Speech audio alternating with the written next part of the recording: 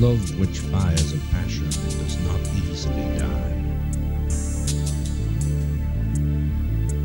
Does it come from the inability to fly?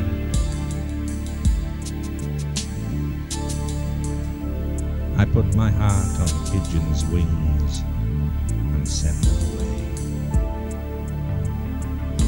They are the birds of the sun.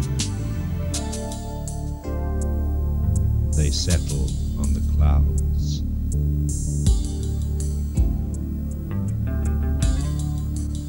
They'll come. Without looking back, they will return. Fly.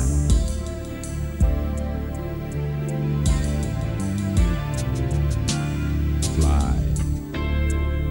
They'll come when the hour strikes. Fly. Fly. Waiting.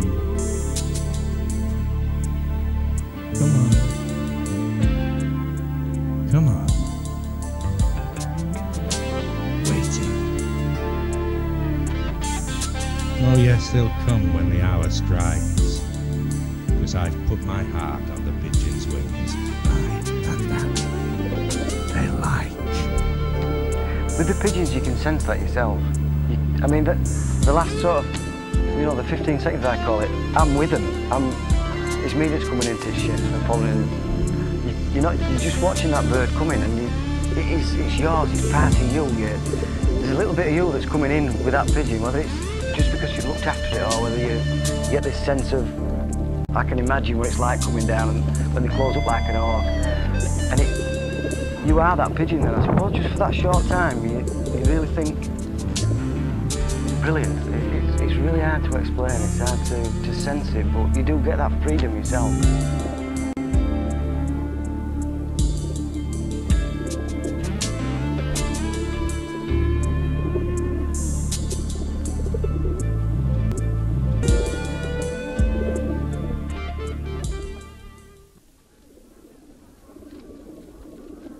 The bird that was injured, I think then it's like a personal guilt for me that it came back unexpectedly. I probably thought it'd been lost, it'd gone forever, and you've got a sense of relief that it's come back, and like guilt that you probably sent it in the first place.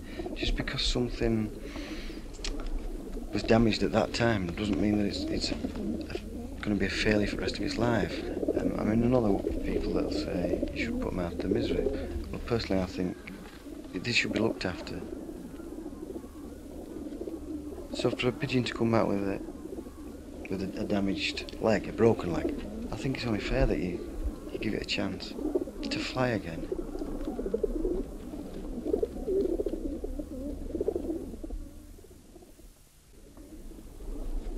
The pigeons that I keep and that all my colleagues and club members keep, they're like thoroughbreds. They tread like thoroughbreds. The bird is part of you. It's part of your life. It's part of your future. So you tend really to look after them, to cosset them a bit and care for them a bit. I class myself as a professional. I work for social services. I'm an officer in charge. It's a high-stress job. And I think the pigeons help with that a bit. They're quite relaxing, the pigeons. And I think it complements my work. A fellow once told me, he said, don't just feed your pigeons, stay with your pigeons, watch them eat and see what they do eat and what they leave and what they do after they've eaten. Do they go down for a drink? Do they pester other pigeons? Do they come for another peanut? And like, I've been unfortunate this year that I haven't been at work a lot through health, but it's enabled me to spend a lot more time with my pigeons. And they have got pigeons that I've had 6 years. I've suddenly found out if I do this to them, they react this way, and they're all different. They're absolutely all different.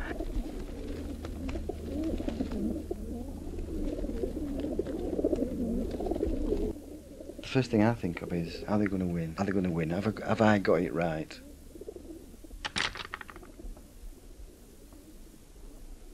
I've put a lot into that. I mean, I've invested a lot of time in the production of the pair of eggs in the nest. We all look at the young ones and think, this is it, this is the one. Obviously sometimes it is.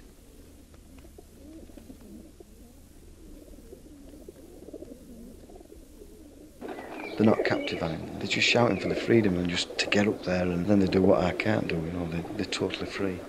It's not like keeping a budge here. We can actually let these creatures go. To the pigeons is like a row of houses. Inside every one of these doors, there's a number of boxes, which to that pigeon is its home. It's where it lays its eggs. It's where it has sex. It's where it rears its young. It's where its family are based in that box in there, which is an house. And the natural instinct is to come home to their house.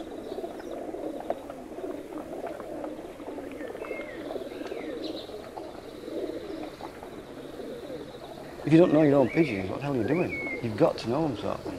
And like, I only keep a small team, but because of that, I really think that I know my pigeons inside out.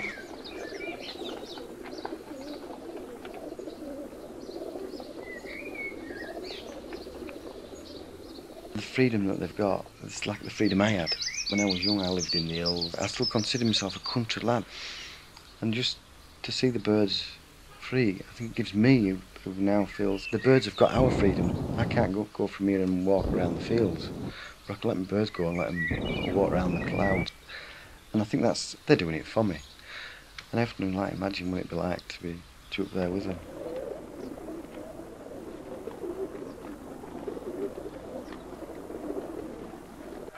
We certainly don't race for the money. I mean, our club, we fly for £20 split between the 6 prizes. So the most you're going to get is about £8. Really, we fly for the prestige. Well, everybody in this club has their own clock. They're £280, and then you need the printer, which is £70. So you're talking £360, round about £360 to £400 on average. Red, 618, 55. 67045. 300 796, and it's Z618. I mean, a lot of clubs have a lot of members that don't work, and a lot of older members, and that's just a tradition that people from the pits, I think, and certainly around this area, have had the pigeons for years and years. Cheating would be totally out of the question, providing that the officials and the clock setters in a club do the job correctly. All the clocks have got a serial number on, which is recorded on that sheet. All the clocks should be on what we term as the number 1 bucket hole. That's the number 1 thimble hole where the rubber goes off the pigeon, which is taken off the pigeon's leg, put into a thimble, then put into the clock. That records the time. The rubber is the race rubber, which is attached to the pigeon's leg on a race night. And the race rubber has 2 numbers on it. Both them numbers must correspond with the people that was marking the pigeons on the actual race sheet as they're going into the basket. You place a thimble in the clock, and the thimble drum inside the clock moves round, and it also puts a locking cover over the top. We've got other professionals actually in our club, you know, people that have their own businesses, and people also that are unemployed, but when it's pigeon keeping, it doesn't matter.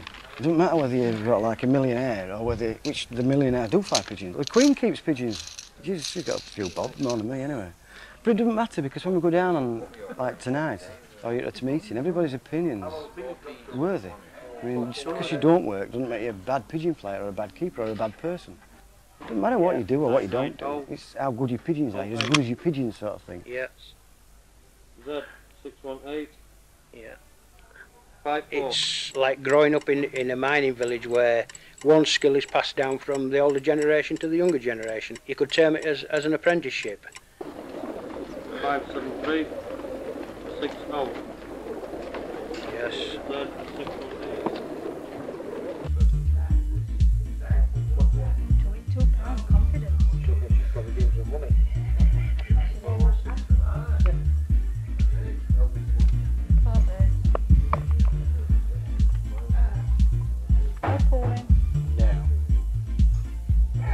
Are they going to win? Are they going to win? Are they going to win? Are they going to win? Are they going to win? Have I got it right? Have I got it right? Have I got it right? See you. Thanks, Terry.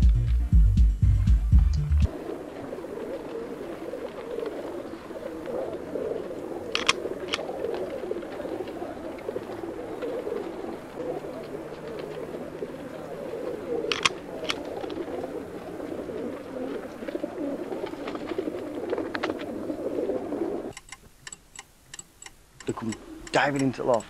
It's brilliant.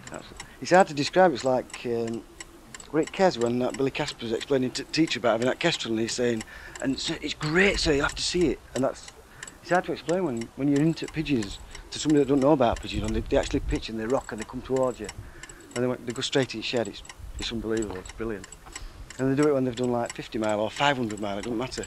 They still come in and they're rocking and clapping and banging around and hitting back at shed, and it's just unbelievable. It's brilliant.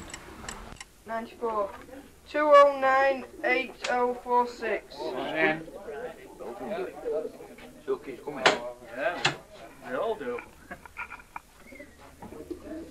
Belgium 94 209 8119.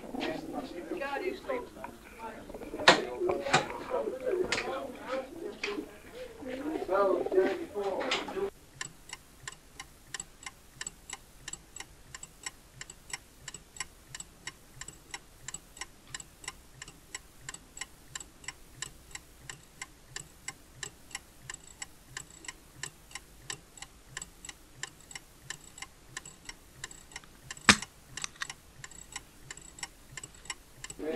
Oh, 9 1 6 8 correct.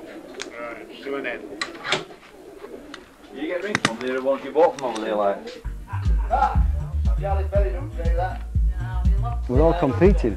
Everybody now is thinking, well, I ain't done well today, so I'm going to have to do this to my pigeons. They won't tell anybody what they're going to do, because we've all got our little, we don't know, we call them secrets. I suppose we're all doing the same thing, really, or basically the same thing.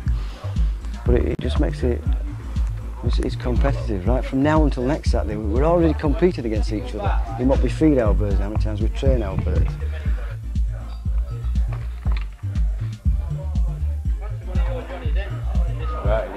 Yeah, that's lovely.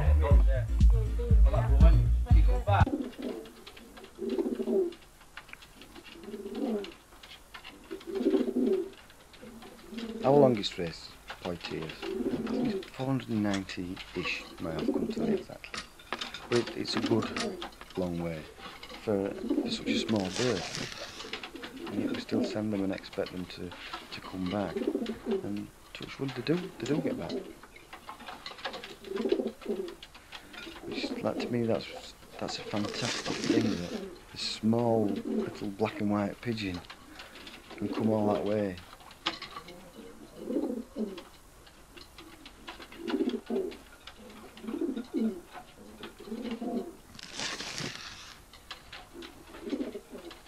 The master clock is in the head clock setter usually in his charge, and he sets it off Tim. That's the telephone signal. And all the other clocks are struck off that master clock. The clocks are given out to the members. Nobody's allowed to strike his own clock. Some take two, but not one person is allowed to do his own. They're not allowed to touch their own clocks until they are ready to take home.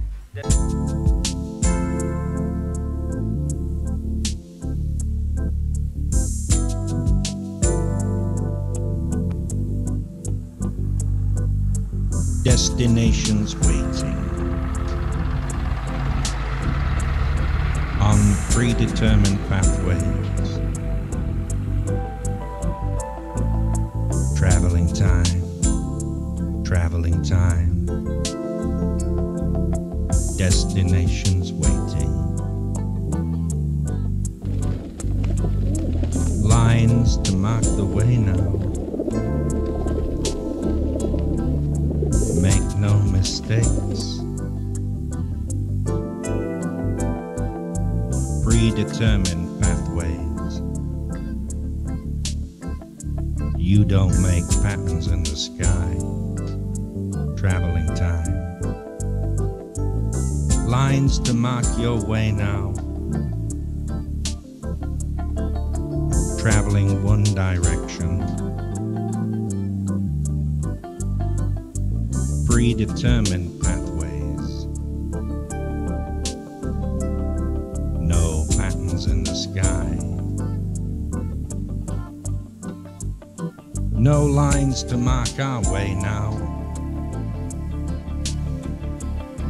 We travel one direction. Our destination's waiting.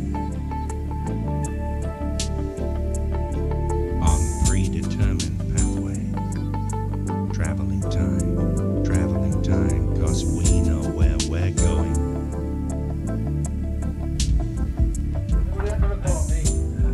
destination's waiting.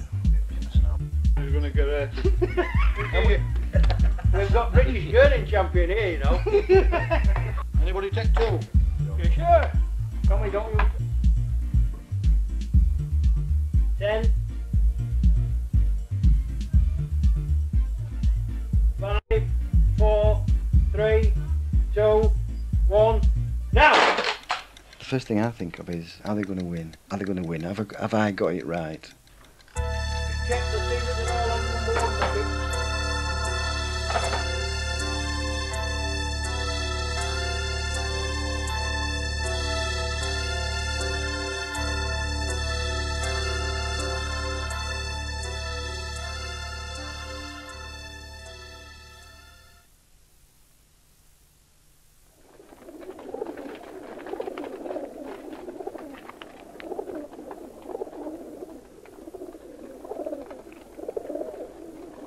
About 12,000, maybe a bit more. 12,000, maybe a bit more. We've got 3 strings on, you see, we usually cut the 2 end ones and then leave the middle one. We usually cut that the last minute and then a minute after that we usually let them go. 12,000, maybe a bit more.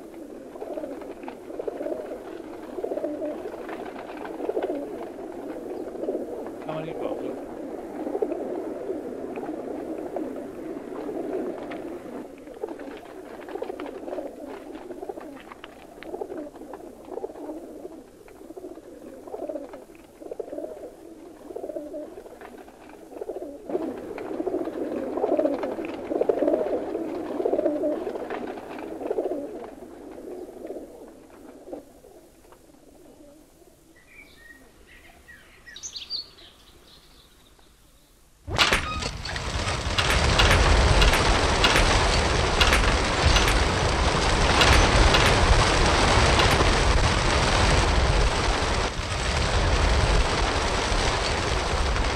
We all look at the young ones and think, this is it, this is the one. This is the one, this is the one.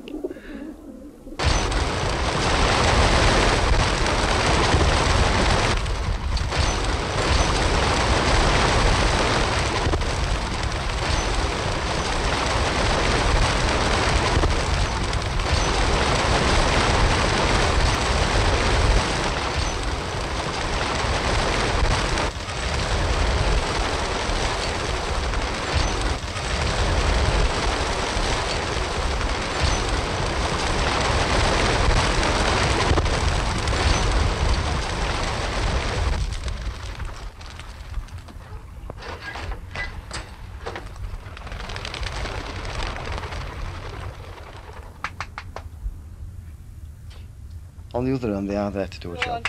And they've got to, they do earn a place in the loft. The pigeons within there are not just friends, grafters. They can go out, they can do the business. Grafters. They can go out, they can do the business.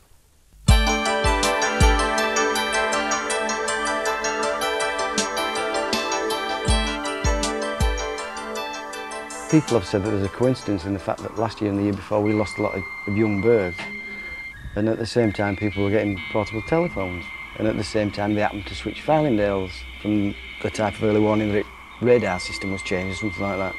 And we consequently are at the same time lost pigeons. People also, the year before when we lost pigeons, said it was Chernobyl and it was like nuclear fallout that was getting rid of our pigeons, and it was some chemical thing was happening to the pigeons and they couldn't find their way home. I don't know if any of it's true. It's amazing when you actually go and see the chick that's first chipped off, that's a day old, that's possibly still wet. The first thing I think of is, are they going to win? Are they going to win? Have I got it right? You want it to do well. We all look at the young ones and think, this is it, this is the one. Obviously sometimes it is.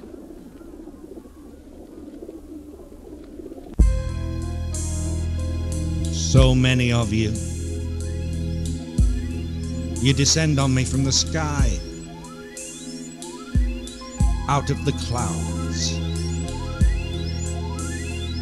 I stretch out and from where I am, I can nearly catch the sky.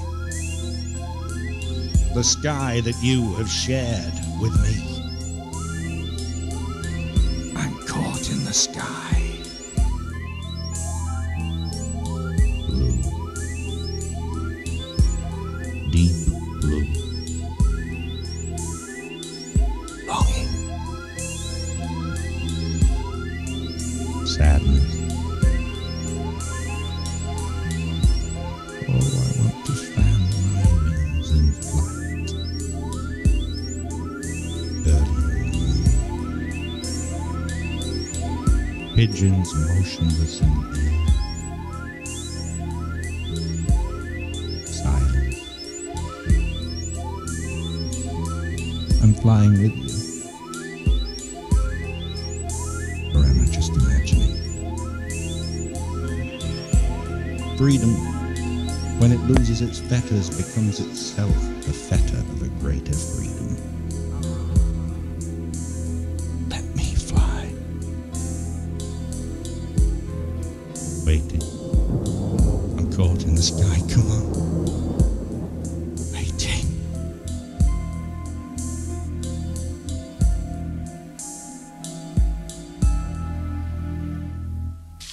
It's a strange feeling because you get very close to your pigeons and yet you're daft enough to send them 500 miles.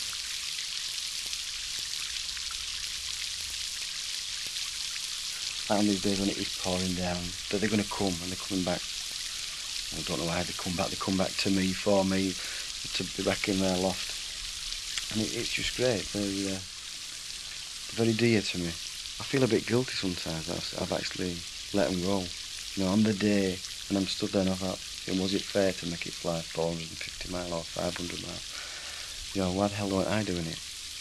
I suppose I'm putting a lot of faith into the bird, but you worry. It seems like you're sort of punishing, in a way you're punishing the pigeon for what you want to do. You want to have the first bird back, but it's the bird that has to do it. It's the bird that has to fly.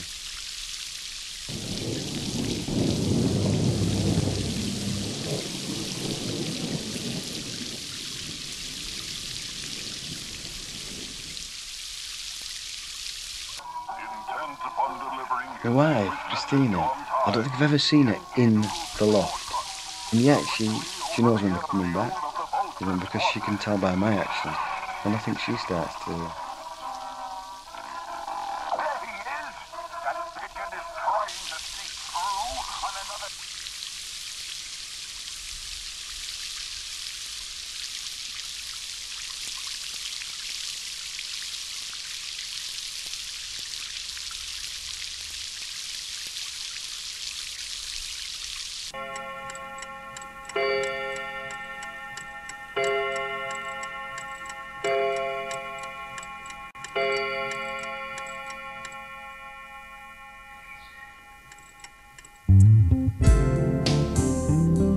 I put my heart on the pigeon's wings and sent them away,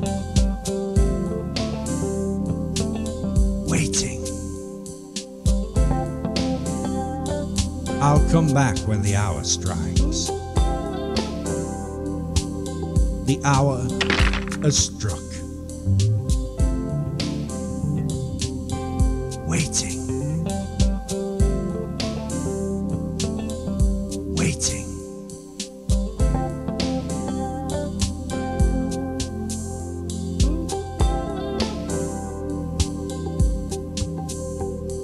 I'll always return, because love that fires a passion will never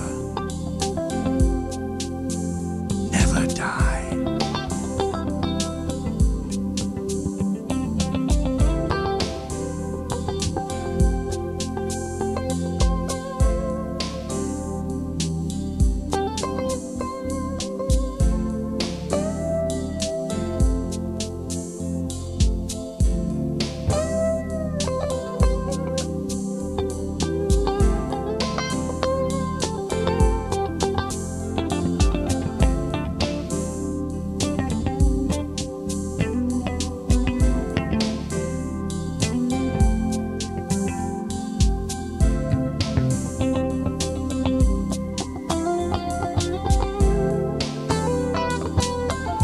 13 hours without stopping. You know, when you think that a bird has done that, it can bring tears to your eyes.